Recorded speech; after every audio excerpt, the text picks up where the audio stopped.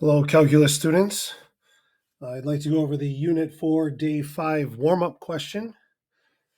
When I found this one, I had a little bit of nostalgia because this is the AP Calculus AB exam I took, question 4. How exciting. So the problem gives us the first derivative of a function. It tells us that we can't do anything with a function at x equals 0. That's because it would be undefined. It gives us a value of the original function and then tells us the derivative. So question A was part of the warm-up. They wanted us to find where we had a horizontal. So that's where I would set the numerator equal to 0.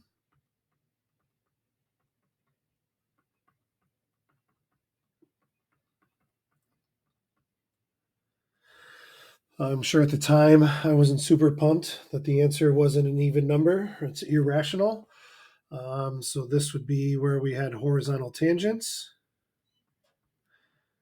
because h prime of t equaled 0, or h prime of x, excuse me.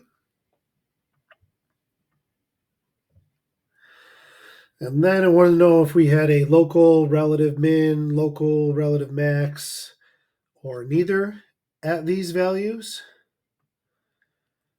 So I had a negative radical 2 and a positive radical 2. And what was tricky about this problem was that's where my derivative was 0. But we also had to remember 0 because that's where it's undefined. There'd be a vertical asymptote, and our behavior can change around that. So I tested something to the left of negative 2, or radical 2. So I could test negative 2 if I wanted. Negative 2 squared minus 2 would have been a positive over negative 2, which is negative. So a positive divided by a negative gives me a negative. I could test negative 1. Negative 1 squared minus 2 would be negative over negative 1 makes it a positive. Positive 1 would be a negative over a positive, which is negative, and positive 2 would be a positive over positive, which is positive. So if I am looking at this, I know that I go from decreasing to increasing to decreasing to increasing, but it's important for me to remember I can't have anything happen at 0. So this is a relative min. This is a relative min. So there are no relative maxes. So there are no local maxes, maximum, and local minimum at x equals plus or minus radical 2 because h prime changes from negative to positive. Okay, so that would complete part A. I believe that had the most points on it. Here is the scoring guide. So they gave you 1 point for plus or minus radical 2. And they gave me a point for the conclusion, h prime of x is 0 there. Here is their sign chart. They gave me a point for that analysis. And then saying local min here and here. And they didn't really write that out, but I guess you can see that it changes from negative, or the first derivative changes from negative positive and negative positive there. Okay. Next in the warm-up, I did part C.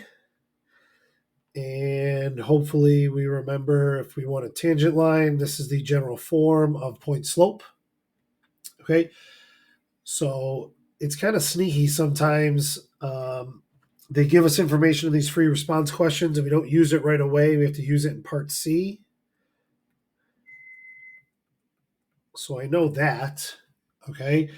And then if I want the tangent line when x is 4, the slope of that tangent line is me plugging 4 into the derivative. So 16 minus 2 would be 14 over 4, which I would accept that, or 7 halves, or 3.5. Okay, and going back to the scoring rubric, just so you understand how this works. They said 7 halves, but they would take 14.4. This was worth 1 of the 9 points. Okay, part B, on what intervals, if any, is H concave up? Okay, so now I'm going to use the quotient rule. Your other choice would be to split it up into 2 fractions because the denominator is one thing, but I'm going to use the quotient rule. So the second derivative would be low d high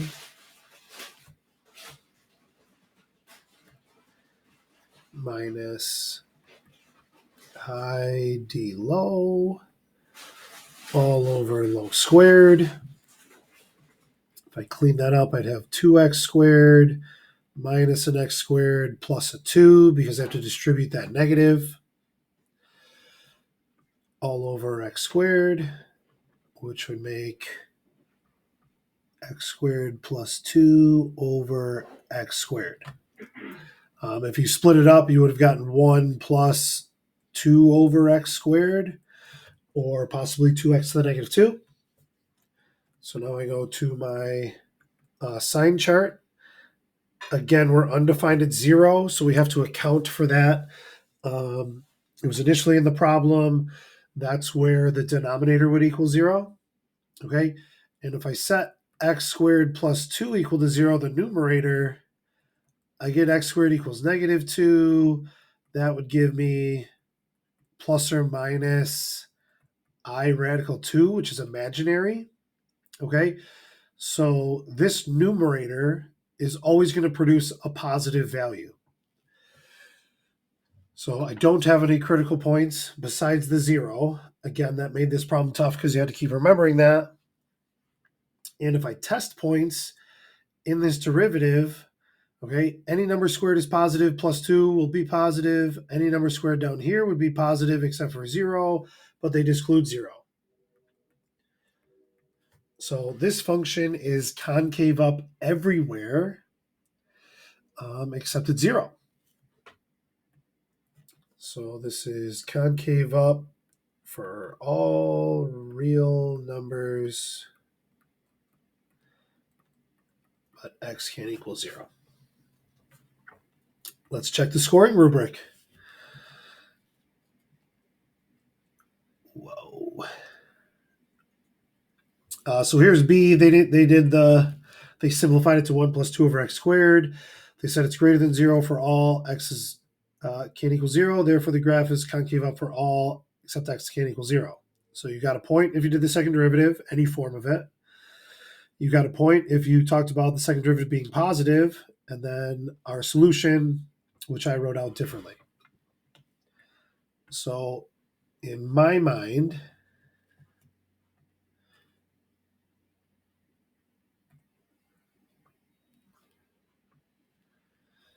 they said we had to go through the 0.43. Let's say that's right there. And we had those were my relative mins. So this has to be below that point. Okay, and it went from decreasing to increasing. So decreasing to increasing, decreasing to increasing, where we had our relative mins. These are our horizontal tangent lines. Okay, they're concave up the entire time. All right, so that's what I'm thinking the graph would look like. So when we get to part D, which asks me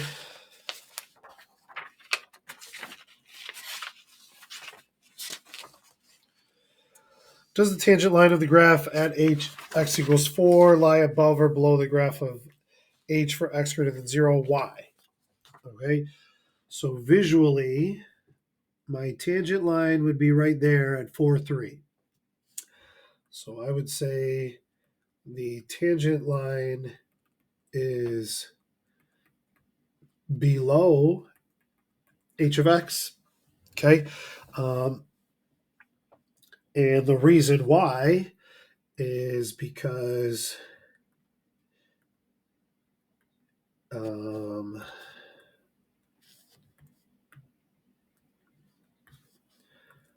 say h of x is increasing and concave up. Okay, if we had the counter of that, so it was like this, all right, when we're concave down, then my tangent line would be above it. Okay, so that's kind of that's the second derivative test.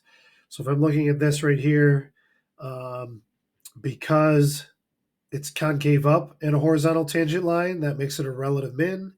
And because it's concave up in a horizontal tangent line, it's concave, or it's a relative min. Here, if I had a horizontal tangent line and it's concave down, now I have a relative max. I hope this helped. Don't forget to like and subscribe.